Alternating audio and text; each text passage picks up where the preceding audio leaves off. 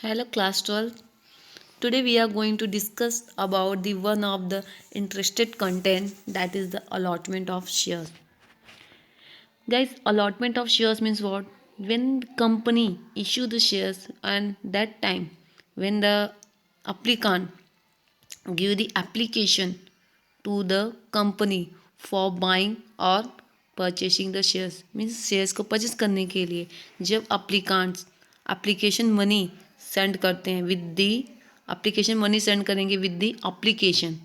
Okay, so this all, ये सारा जो प्रोसेस होता है शेयर इशू करने का. Okay, in their the first company किसको शेयर्स अलॉट करेगी. ओके, वो ही हम आज पढ़ने वाले हैं. Guys, you can see on your textbook there has meaning of the allotment of shares has given. आप देख सकते हो द एप्लीकेशन, जो भी एप्लीकेशन सबमिट होता है थ्रू दी अप्लीकांट की तरफ से, अप्लीकांट जो भी एप्लीकेशन सबमिट करते हैं for purchasing the share, for buying the shares, तो उस पर डिपेंड करता है कितने एप्लीकेशंस कंपनी में आए हैं फ्रॉम दी पब्लिक. मतलब जो भी सब्सक्राइबर ने, जो भी अप्लीकांट जो सब्सक्राइब करना चाहते हैं शेयर्स को, उनकी एप्लीकेशन मनी कितनी सबमिट हुई है, कितने एप्लीकेशन फॉर्म आए हैं, उस पर डिपेंड करता है क्या, कंपनी का अलॉटमेंट. मतलब कंपनी कितने शेयर्स अलॉट करेगी, ये उस पर डिपेंड करता है. किस पे? On the basis of the application, कितने एप्लीकेशन आए हैं. When a company give share to an applicant, जब कंपनी अपने शेयर्स एप्लीकांट पे देगी, और कौन से बेसिस पे देगी? On the basis of the application submitted. किस बेसिस पे? कितने एप्लीकेशन सबमिट हुए हैं कंपनी में. That is called the allotment of shares. उसे क्या कहेंगे? Allotment of share. Now guys, supreme court has defined allotment. Supreme court ने क्या किया? They has defined the allotment. उन्होंने अलॉटमेंट का डेफिनेशन दिया है. They has given the definition, the appropriation out of the previously unappropriated capital of the company of a certain number of shares to a person. क्या बोल रहे हैं? It means appropriation means क्या होता है? एप्रोप्रिएशन मीन होता है distribute, और अनएप्रोप्रिएशन मीन्स जो नहीं distribute, undistribute, undivided, undistributed. Appropriation means distributed, unappropriated means undistributed, जो डिस्ट्रीब्यूट नहीं हुआ है. ओके, सो यहाँ पे डेफिनेशन का मतलब क्या है कि एक सर्टेन नंबर ऑफ शेयर, कुछ शेयर्स कंपनी के, कुछ शेयर मतलब सर्टेन नंबर, कुछ नंबर के जो शेयर्स होते हैं, कुछ शेयर्स को क्या करेंगे, वो किसको देंगे? They give the certain number of share to a person. Person मतलब यहाँ पे कौन पर्सन हो जाएगा? अप्लीकांट, जिसने अप्लाइड किया है for purchasing the share, share को खरीदने के लिए जिसने अप्लाई किया, उसको कुछ नंबर्स ऑफ शेयर्स देना, मतलब कुछ शेयर्स दे देना. ओके, कहाँ से दे देना? The distribution of the shares, certain number of shares to a person from the previous, जो प्रीवियस मतलब लास्ट, पिछले साल के, the previous undistributed capital of the company. Means जो अनडिस्ट्रीब्यूटेड कैपिटल है कंपनी का, उसमें से शेयर्स को, कुछ certain number of shares distribute करना. किसे? टू अ पर्सन और to a applicant. That is the meaning of the allotment. समझ में आ रहा है गाइस? देखिए क्या लिखा है कि जो भी कंपनी का प्रीवियस मतलब पिछला जो भी अनडिस्ट्रीब्यूटेड कैपिटल है कंपनी का, उसमें से certain number of shares distribute कर देना, अप्रोप्रिएट कर देना. किसे? To a person means the applicant. Okay, so according to guys this definition, allotment of share means क्या होता है? अलॉटिंग मतलब गिविंग, देना. Certain number of shares, certain मतलब कुछ नंबर ऑफ शेयर्स देना. कौन देगा ये शेयर्स? कौन अलॉट करता है? The board of director of the company. Okay, and out of the previously unallocated capital of the company. Previously मतलब पिछला जो भी अनअलोकेट मतलब जो अनडिस्ट्रीब्यूट हुआ हो, जो बांटा नहीं गया हो, उसमें से किसको देना? टू अ पर्सन, उस पर्सन को जिसने अप्लाइड किया था, who has applied for the shares. Okay, ना गाइज, कंपनी क्या करती है? When the company have to allot और इशू द शेयर्स, कंपनी को शेयर्स इशू करने होते हैं. एट दैट टाइम कंपनी क्या इशू करेगी? The company have to issue the prospectus and application form. Prospectus के साथ क्या क्या भेजेगी? एप्लीकेशन फॉर्म भी भेजेगी. ओके, देन जो एप्लीकांट होते हैं, they first read the prospectus, पहले प्रॉस्पेक्टो पढ़ते हैं, and then when they get interested with the company, so they fill the form fill करेंगे and they submit this form into the company. और जो company का एक क्या होता है, they has a one specific banker, company का एक स्पेसिफिक बैंकर होता है, it is known as the company's banker. हाँ, सो जो सब अप्लीकांट है, जो सब्सक्राइबर है, they first fill the form and they with the application money they submit this form into the company's banker, company के bank में सबमिट करेंगे। ना अब बोर्ड ऑफ डायरेक्टर क्या करेंगे, द बोर्ड ऑफ डायरेक्टर उस एप्लीकेशन फॉर्म को approve करेंगे। Then first they will check the all report पूरा चेक करेंगे, the all the details has given proper or not. Okay, सब कुछ चेक करने के बाद अगर उन्हें ऐसा लगेगा कि यस हम लोग इस बंदे को हम क्या कर सकते हैं, शेयर्स प्रोवाइड कर सकते हैं, दे सकते हैं, then board of director approve कर देंगे। और देर आफ्टर वो एप्लीकेशन एक्सेप्टेड किया जाएगा by the company and then the board meeting में क्या होगा, उस पर्टिकुलर पर्सन को शेयर्स अलॉट किए जाएंगे। So that is known as the allotment of shares. That is written only here. The company issue the prospectus and application form. Company prospectus application form issue करेगी. Thereafter applicant fill the form and submit it. Applicant क्या करेंगे, form को fill करेंगे and submit करेंगे with the application money to the company's banker. Then the board of directors approve the acceptance. board of directors क्या करेंगे, उस acceptance उस जो application है उसको अप्रूव करेंगे कि प्रॉपर है कि नहीं। उसके बाद करने के बाद उसको अप्रूव करने के बाद approve the acceptance of such application in the board meeting. Board meeting में ये डिसाइड करेंगे कि दैट पर्सन हैज, उस पर्सन को देना है या नहीं देना है क्या, shares of the company by passing the resolution. ये एक रिजोल्यूशन पास करके उसमें ये डिसाइड किया जाएगा कि किस किस को कंपनी के शेयर्स अलॉकेट करेंगे। ओके, तो ये एक बोर्ड मीटिंग में होगा, ये डिसीजन होगा बोर्ड मीटिंग में by passing a special resolution. Now it is called as the allotment of shares, right? Now guys, the board of director has the power to allot the shares. Guys, मैंने आपको बताया था किसको power है shares allot करने का, the board of director of the company have to allot the shares. board of director जो company के, उनको क्या होता है, पावर होता है कंपनी के शेयर्स अलॉट करने का। then there guys given the some condition for the shares when the company issue the share in the dematerialise form. मतलब कंपनी कौन कौन सी कंडीशन में, कंपनी कौन सी कंडीशन में उसे क्या करना पड़ेगा, शेयर्स को डीमेटेरियलाइज फॉर्म में इशू करने पड़ेंगे according to the companies act 2013। They has written the condition under the companies act 2013 following companies have to issue. Following company को क्या करना है, मतलब नीचे कुछ कंपनीज दी गई हैं, ओके उस कंडीशन में कंपनी को क्या करना पड़ेगा, शेयर्स कौन से फॉर्म में इशू करने पड़ेंगे, इन द डीमेटेरियलाइज फॉर्म में। पहला क्या होता है, अगर कोई पब्लिक कंपनी है, अगर कोई पब्लिक कंपनी है और वो पब्लिक कंपनी अगर अपने 10 करोड़ से ज़्यादा के शेयर्स इशू करती है मार्केट में, तो उसे क्या करना पड़ेगा, शेयर्स जो इशू करेगी वो डीमेटेरियलाइज फॉर्म में होना चाहिए। Means it will be in electronic form, in electronic form में होना चाहिए, पेपर फॉर्म में नहीं रहेंगे। ओके, मीन्स अगर कोई भी कंपनी, कोई भी पब्लिक कंपनी है, अगर वो 10 करोड़ से ऊपर के शेयर्स इशू करती है, सो ही हैव टू और they have to issue the shares in a dematerialise form. ना सेकेंड वन, अनलिस्टेड, अगर कोई अनलिस्टेड पब्लिक कंपनी है, ओके अनलिस्टेड पब्लिक कंपनी है, लेकिन कब से, फ्रॉम 10 सितंबर 10 सितंबर 2018 से 2018 से अगर कोई अनलिस्टेड पब्लिक कंपनी है और कोई नया शेयर्स वो इशू कर रही है, तो उसे क्या करना पड़ेगा, उसको भी उस शेयर्स को डीमेटेरियलाइज फॉर्म में इशू करना पड़ेगा। मीन्स 10 सितंबर 2018 के बाद कोई भी अनलिस्टेड पब्लिक कंपनी है, वो अगर नया शेयर्स इशू करती है, so he have to issue that share in a dematerialized form.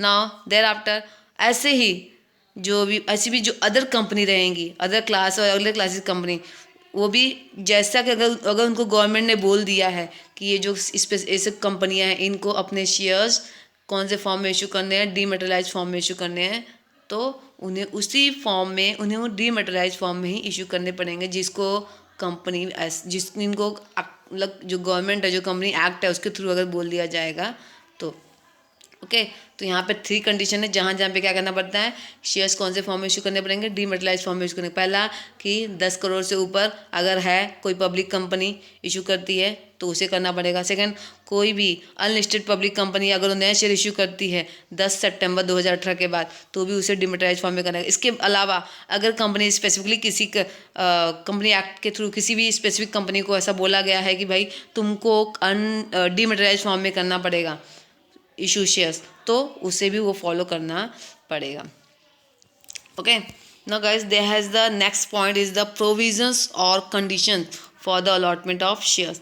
अभी यहाँ पे कुछ प्रोविज़न है। प्रोविज़न मीन्स कंडीशन होते हैं, रूल्स होते हैं जो फॉलो किए जाते हैं, जिसको फॉलो करना नेसेसरी होता है। If the company want to allot the shares, अगर कंपनी शेयर्स अलॉट करना चाहती है तो the company have to follow the all provision, the company have to comply all the provision which has given in the companies act. Okay, so every company issuing share has to comply with the provision. Yes, जो भी company share issue कर रही है उसको क्या करना पड़ेगा, he has to comply mean fulfil करना पड़ेगा with the provision of the companies act, companies act 2013 का रिगार्डिंग जो भी प्रोविजन है he have to fulfill.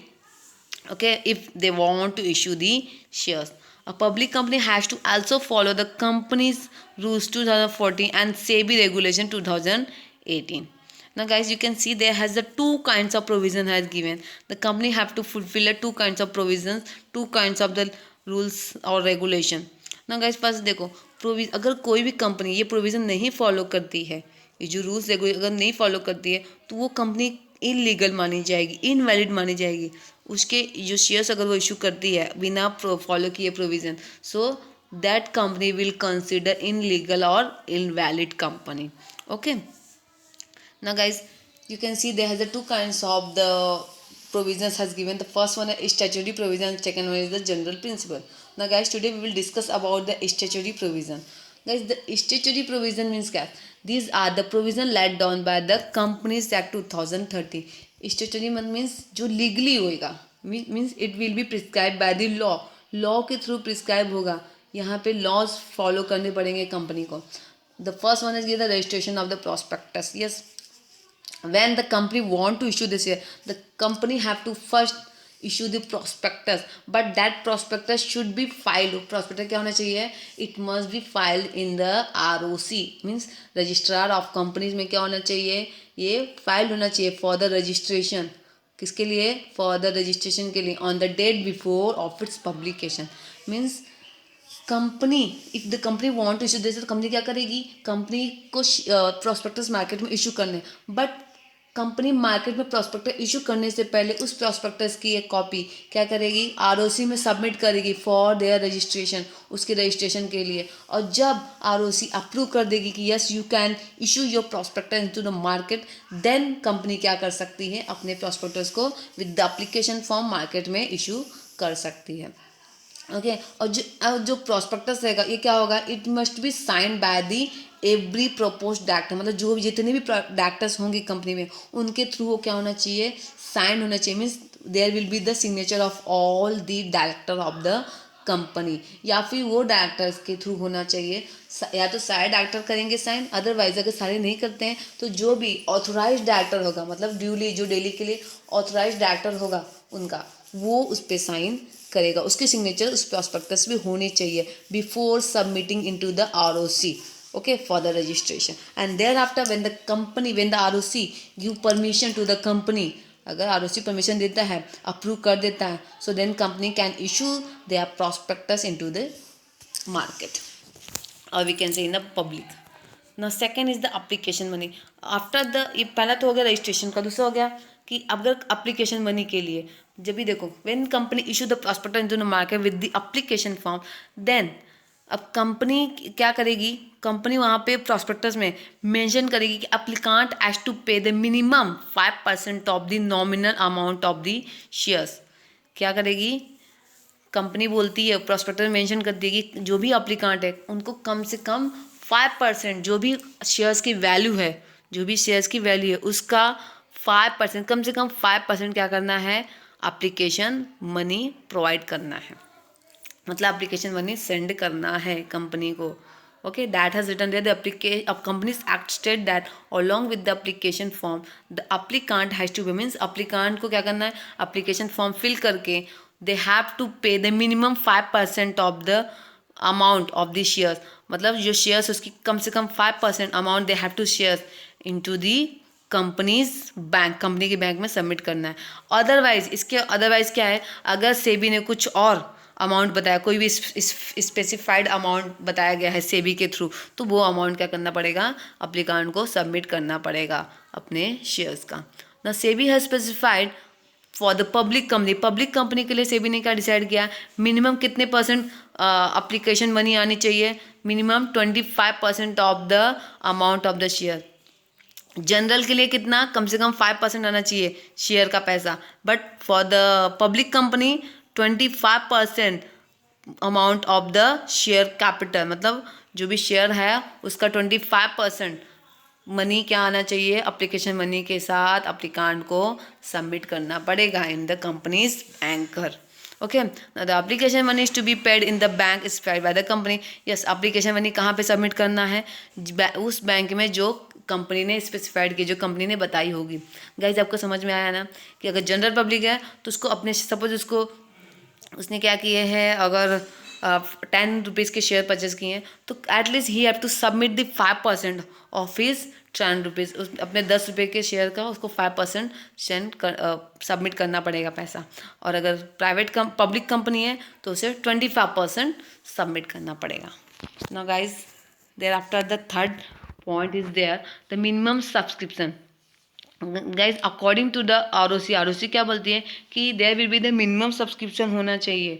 कितना होना चाहिए, minimum subscription will be the 90% of the issued share. जो भी कंपनी ने शेयर इशू किया उसका 90% मिनिमम सब्सक्रिप्शन होना ही चाहिए, otherwise it will be consider the under subscription. उसको क्या माने जाएंगे, under subscription. Okay, and thereafter अगर 90% सब्सक्रिप्शन नहीं आते हैं शेयर्स को, सो द कंपनी को क्या करना पड़ेगा, the company will have to refund the all application money to the applicant. Company को सारे एप्लीकेशन मनी एप्लीकांट को रिटर्न करने पड़ेंगे. Now see, the minimum subscription is the minimum amount of share that must be taken or bought by the subscriber. Minimum subscription means वो amount जो कम से कम, जो सबसे कम अमाउंट होता है शेयर का, मतलब जो भी शेयर्स उसने परचेस किए हैं सब्सक्राइबर ने, उसके कम से कम अमाउंट को जो उसने परचेस किए या फिर खरीदे, मतलब सब्सक्राइबर के थ्रू कम से कम अमाउंट कितना हो, जो भी कम से कम मतलब एक सब्सक्रिप्शन अमाउंट होगा वो उसको परचेस कर, उतना उसे पैसे लेने पड़ेंगे. मीन्स जो भी कंपनी ने क्या किया, सपोज कंपनी ने क्या किया 100 शेयर इशू किए. ओके, तो अब 100 शेयर इशू किए तो ऐसा नहीं पॉसिबल है कि 100 शेयर इशू किए तो 100 ही परचेस होंगे. नो, 100 तो नहीं परचेस होंगे, बट हाँ 90 share must be purchased. 90 share क्या होने चाहिए, परचेस होने चाहिए. 90% शेयर सब्सक्राइब होने चाहिए by the applicant. Okay, that has only written there, the minimum subscription is the minimum amount of share that must be taken or bought by the subscriber. मतलब subscriber के द्वारा purchase किया हुआ जो भी amount है शेयर्स का उसका मिनिमम 90% होना चाहिए. The amount is mention in the prospectus. ये जो अमाउंट है कहाँ पे मेंशन होगा, प्रॉस्पेक्टस में मेंशन होगा. कंपनी मेंशन करके रखेगी कि हमने इतने शेयर्स इशू किए हैं, तुम्हारा 90% इतना होता है, हमारा मिनिमम सब्सक्रिप्शन इतना होता है, तो सब्सक्राइबर हमें हमारे इतने शेयर्स परचेज करेंगे, और अगर नहीं करते हैं तो हम एप्लीकेशन मनी जो भी हमारे पास आई है हम उसको रिफंड कर देंगे. It must be collected with in the 30 days from the issue of prospectus. 30 दिन के अंदर जब कंपनी प्रॉस्पेक्टस इशू करती है तो ये जो मिनिमम सब्सक्रिप्शन कितने दिन में आना चाहिए, 30 दिन के अंदर मिनिमम सब्सक्रिप्शन आ जाना चाहिए. मीन 90% शेयर्स के पैसे कंपनी के पास आ जाने चाहिए. Now SEBI has stated the minimum subscription should be 90% of the issue. जितने भी शेयर्स कंपनी ने इशू किए उसके 90% that is the minimum subscription according to the SEBI, Security Exchange Board of India. Guys, they has given the 2 point. Usually when the company does not collect minimum subscription, it means it issued has been under subscribed. When company, जब company नहीं collect कर पाती है minimum subscription, okay, जब कम से कम जो subscription का level होता है वो कंपनी नहीं रीच कर पाती, कंपनी नहीं कलेक्ट कर पाती उतने पैसे, तो उसको क्या कंसिडर करेंगे, it will consider the undersubscribe share और undersubscription. It means the number of share applied for is less than the share offered by the company, मतलब जितने कंपनी ने शेयर्स ऑफर किए थे मार्केट में, उससे कम shares क्या किए गए हैं, अप्लाई किए गए हैं बाय दी सब्सक्राइबर। मतलब अप्लीकेंट पब्लिक ने कम शेयर्स को अप्लाइड किया है in compare of the share offered into the market. If minimum subscription is not collected with in the specified time, जो भी अगर कंपनी ने, जो मैंने बताया था कि अगर मिनिमम सब्सक्रिप्शन कंपनी ने कलेक्ट नहीं किए from the subscriber, okay, so at that time जो भी अमाउंट उसने रिसीव किया, that all entire amount received by the company it as a application money, so it will all, ये सब क्या होगा, it will all be return to the subscriber को return हो जाएगा within the 15 days of the closure of issue. Company जब अपना issue date close करेगी, जो कंपनी जब शेयर्स इशू करती है, तो वो जो लास्ट डेट होएगा क्लोज करेगी, उस दिन से लेके 15 दिन के अंदर अगर मिनिमम सब्सक्रिप्शन नहीं आता है 29 दिनों में, तो कंपनी जिस दिन को कंपनी ने इशू करना बंद किया शेयर को, उस दिन से लेके 15 डेज के अंदर तक कंपनी को सारे एप्लीकेशन मनी जो भी आए हैं वो रिटर्न करने पड़ेंगे रिस्पेक्टेड सब्सक्राइबर को। इस सिचुएशन को अवॉइड करने के लिए कि उन्हें क्या करना पड़े, उन्हें एप्लीकेशन मनी रिफंड ना करनी पड़े, ओके, अगर उनके 90% नहीं होते हैं, तो ऐसी कंडीशन में दे अपॉइंट अंडर राइटर। वो क्या करते हैं, अंडर राइटर को अपॉइंट करते हैं। ये अंडर राइटर ऐसे होते हैं जो एक श्योरिटी देते हैं कि दे कैन परचेज, वो क्या करेंगे, परचेज करेंगे या फिर वो सोल्ड करवा देंगे उनके शेयर, जो भी उनके अनसोल्ड शेयर है उनको सोल्ड करवा देंगे on the basis of commission के ऊपर। वो जो उनके अनसोल्ड शेयर्स रहेंगे उनको मार्केट में सोल्ड करवा देंगे, but they will charge a commission, okay. So ये अंडर राइटर्स क्या करते हैं, एक तरह का एग्रीमेंट बनाते हैं किसके साथ, कंपनी के साथ। So that is written only to avoid such a situation company में enter into an underwriting agreement with the underwriter. Company इस सिचुएशन को अवॉइड करने के लिए कि उनको पैसे ना रिफंड करने पड़े एप्लीकेशन मनी एप्लीकेंट को, तो वो उसके लिए एक अंडर राइटर को अपॉइंट करती हैं and they make a kind of the under writing agreement with the under writer, okay. Now closing of the subscription list, thereafter fourth point is the closing of the subscription list as per SEBI, according to the SEBI means Security Exchange Board of India, उनके through the subscription list must be kept open for at least 3 working days। Subscription day कितने दिन के लिए open होगा, only for the 3 days, मतलब कम से कम तीन दिन के लिए क्या होना चाहिए, वो ओपन होएगा, और 10 दिन से ज़्यादा ओपन नहीं होना चाहिए। Means the person who want to purchase the shares of the company, जो भी सब्सक्राइबर है कंपनी का, आपको शेयर्स सब्सक्राइब करना चाहता है, सो ही कैन परचेस, वो परचेस कर सकता है एटलीस्ट 3 दिन के लिए, at least 3 working days of the company, 3 दिन तक के लिए उसे ऑफर रहेगा, वो परचेस कर सकता है कम से कम, एंड मैक्सिमम 10 days, मैक्सिमम उसको 10 दिन मिलेंगे शेयर्स परचेस करने के लिए। Applicants can apply for share only when the subscription list is open।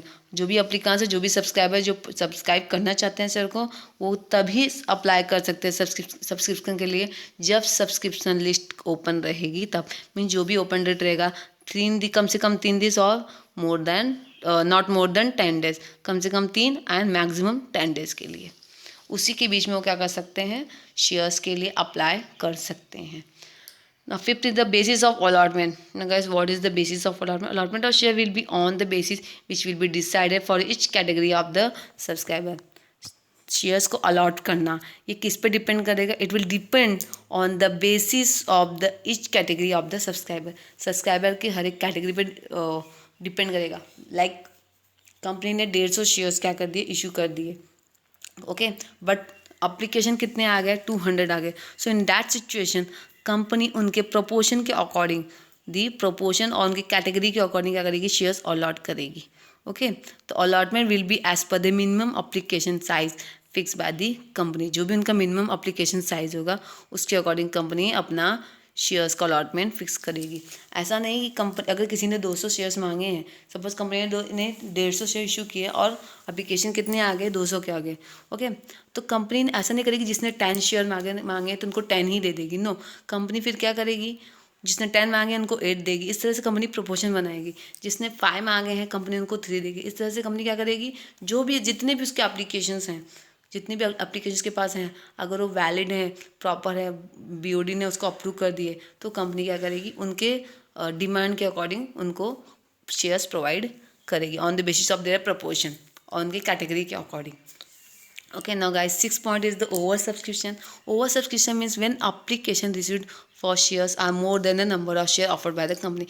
Guys, we had learned the under subscription means जब 90% जब कंपनी शेयर्स इशू करती है, अगर उसके 90% शेयर्स के अप्लीकेशन फॉर्म नहीं आते हैं, अप्लीकेशन फॉर्म और मनी नहीं आते हैं, it is known as the under subscription. Means जितने शेयर्स उन्होंने मार्केट में इशू किए उसके 90% भी कलेक्ट नहीं हुए fund. So that is known as under subscription. But when the company issue the less shares, अगर कंपनी लेस शेयर इशू करती है और उसकी जगह पे उससे ज़्यादा के एप्लीकेशन फॉर्म में पैसे आ जाते हैं शेयर्स परचेस करने के लिए, that is known as the over subscription. Okay, it means कि एप्लीकेशन मनी रिसीव करना, किसके एप्लीकेशन मनी रिसीव करना शेयर्स के, किससे, more than the number of share offered, मतलब जितने शेयर्स उसने ऑफर्ड किए थे उससे ज़्यादा के एप्लीकेशन मनी को रिसीव करना. It is known as the over subscription. The SEBI does not allow any allotment in excess of security offer through offer document और prospectus. अब SEBI क्या बोलता है कि ऐसा नहीं है कि आपने 150 शेयर्स ऑफर किए थे, तो अगर आपके पास 200 आ गए एप्लीकेशन तो आप 200 कर दोगे और 200 शेयर्स इशू कर दोगे. नो, आप 200 शेयर अलॉट नहीं कर सकते. कंपनी सेबी ऐसा बोलती है. सेबी की मतलब सेबी ऐसे परमिशन बिल्कुल नहीं देती है कि अगर आपने सिर्फ 150 शेयर आपको परमिशन मिली और आपने 150 शेयर्स की प्रॉस्पेक्टस में दिखाए हैं हम इशू करें और उसकी जगह पे आपको 200 के एप्लीकेशन फॉर्म एंड मनी आते हैं तो आप 200 शेयर्स अलॉट करोगे. नो, आप ऐसा नहीं कर सकते. आप सेबी से परमिशन लेके, मीन्स अगर आपको सेबी से परमिशन मिलती है तो आप 10% से ज़्यादा के शेयर्स अलॉट नहीं कर सकते. मीन्स आपको एक्स्ट्रा 10% और मिल सकते हैं शेयर और एक्स्ट्रा अलॉट करने के, इससे ज़्यादा नहीं मिलेंगे. Means it may permit to allot not more than 10% of the net offer. जो भी नेट ऑफर, जो भी आपने जितना ऑफर किया है उससे 10% से ज़्यादा आप अलॉट नहीं कर सकते. जितना ऑफर किया है उससे ठीक है, और उसका आप 10% बस ज़्यादा अलॉट कर सकते हैं, उसके ऊपर अलॉट नहीं कर सकते हैं. तो that has written only the permit to allot not more than 10% of the net offer. Okay, now there the 7 point is the permission to deal on stock exchange. Yes, when company want to apply into the for the shares into the public, जब company अपने shares को market में issue करना चाहती है, so that time he have to apply into the stock exchange. Stock exchange में क्या करना है, परमिशन लेने के लिए उसको अप्लाई करना पड़ेगा कि उसके शेयर्स क्या होने चाहिए, स्टॉक एक्सचेंज में लिस्टेड होने चाहिए. First company before issuing the share into the public, उसके पहले कंपनी क्या करेगी, अपने शेयर्स को स्टॉक एक्सचेंज में लिस्टिंग करवाने के लिए उस परमिशन को लेने के लिए वो अप्लाई करेगी एक या एक से ज़्यादा स्टॉक एक्सचेंज में. मतलब जो रिकॉग्नाइज स्टॉक एक्सचेंज होगा जिसको वो पहचानती रहेगी, जो उसके स्टेट वाइज जो स्टॉक एक्सचेंज होंगे उनमें वो क्या करेंगे, उस शेयर्स को लिस्टिंग करवाने के लिए अप्लाई करेंगे. ओके, लिस्टिंग मीन्स अगर लिस्टिंग हो जाते हैं तो वो शेयर्स उस स्टॉक एक्सचेंज के थ्रू ट्रेड करेगा. Okay, the prospectus shall mention the name of the stock exchange. अब प्रॉस्पेक्टस में क्या मेंशन रहेगा, उस स्टॉक एक्सचेंज का नाम मेंशन होगा जिस स्टॉक एक्सचेंज में वो शेयर लिस्टेड होंगे या फिर उनकी लिस्टिंग हुई होगी. The fact that an application for permission to list in that stock exchange has been made by the company.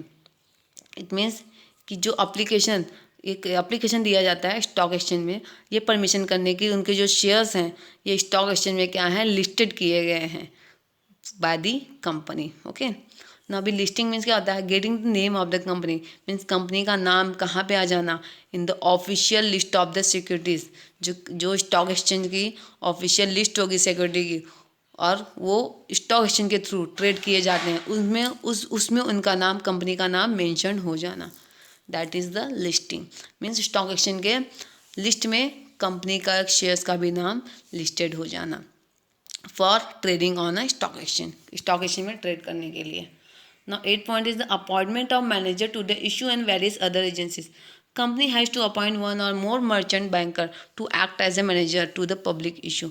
Okay, अभी कंपनी क्या करती है, कंपनी बहुत सारे आउटसाइडर को अपॉइंट करिए। जैसे कंपनी ने, मैंने क्या बोला, कंपनी अंडर राइटर को अपॉइंट करती है, कंपनी बैंक को अपॉइंट करेगी for collecting the fund, application जो मनी है उसको कलेक्ट करने के लिए। देन अगर कंपनी के जो शेयर्स है मिनिमम सब्सक्रिप्शन नहीं हुआ है तो उस मिनिमम सब्सक्रिप्शन को फुलफिल करने के लिए कंपनी क्या करेगी, company appoint a kind of the underwriter and the company make the kind of the agreement with the underwriter. Okay, there after company bank को अपॉइंट करती है। Then company एक advertise agent को appoint करती है उनके shares को market में एडवर्टाइज करने के लिए। ओके, देन कंपनी अपॉइंट करती है रजिस्ट्रार को, जो शेयर्स जो इशू होते हैं उनकी एडवर्टाइजमेंट करेगी और जो भी उनके सिक्योरिटीज़ हैं उसको एडवर्टाइज करना, फिर उसके रिकॉर्ड्स प्रिपेयर करना, इन सब के लिए कंपनी क्या करती है, एक रजिस्ट्रार को अपॉइंट करती है। So like that company appointment of manager to the issue and various other agency. कंपनी क्या करती है, एक मैनेजर को इशू करती है जो कंपनी के सारे वर्क मैनेज करेगा। Company has to appoint one or more merchant banker to act as a manager to the public issue. Public में शेयर्स इशू करने के लिए कंपनी एक या एक से ज़्यादा मर्चेंट बैंकर को अपॉइंट करेगी। Thereafter it also has to appoint registrar to the issue. इसके अलावा कंपनी क्या करेगी, रजिस्ट्रार को अपॉइंट करेगी, क्या करने के लिए, इशू करने के लिए। बिकॉज ये क्या रखते हैं, ये पूरा रिकॉर्ड रखते हैं, जो भी शेयर होल्डर्स है, डिबेंचर होल्डर, जो भी सिक्योरिटीज इशू होती है उनके सारे रिकॉर्ड्स वो क्या करते हैं, प्रॉपरली मेंटेन करके रखते हैं in behalf of the company. There after collecting bankers, जो कंपनी क्या करेगी, एक स्पेसिफाइड बैंकर अपॉइंट करेगी to collect the application money. There after company appoint the underwriter, क्या करने के लिए, जो भी शेयर्स अनइश्यूड हुए हैं, जो भी शेयर्स मिनिमम सब्सक्रिप्शन जो नहीं हुए हैं उनको सब्सक्राइब करने के लिए, जो भी अनसोल्ड शेयर्स हैं उनको सेल करवाने के लिए कंपनी अंडर राइटर अपॉइंट करती है। Okay, then self certified syndicate bank, advertising agent, ऐसे बहुत सारे एजेंसी को कंपनी क्या करी, this all are the agencies of the company. Company की एजेंसीज होती है जो कंपनी के बिहाफ में वर्क करते हैं, तो कंपनी इनको अपॉइंट करती है for the smooth flowing of the business. Okay, now guys you can see here the general principal. आज के लिए इतना ही। आज हमने पूरे 8 प्रोविजंस लर्न किए हैं, किसके, स्टैट्यूटरी प्रोविजन के, for the allotment of the shares. In the next video we will learn the general principal of the allotment of shares, because इस वीडियो में इतना पॉसिबल नहीं है, तो ये हम नेक्स्ट वीडियो में पढ़ेंगे। आज के लिए इतना ही, गुड बाय।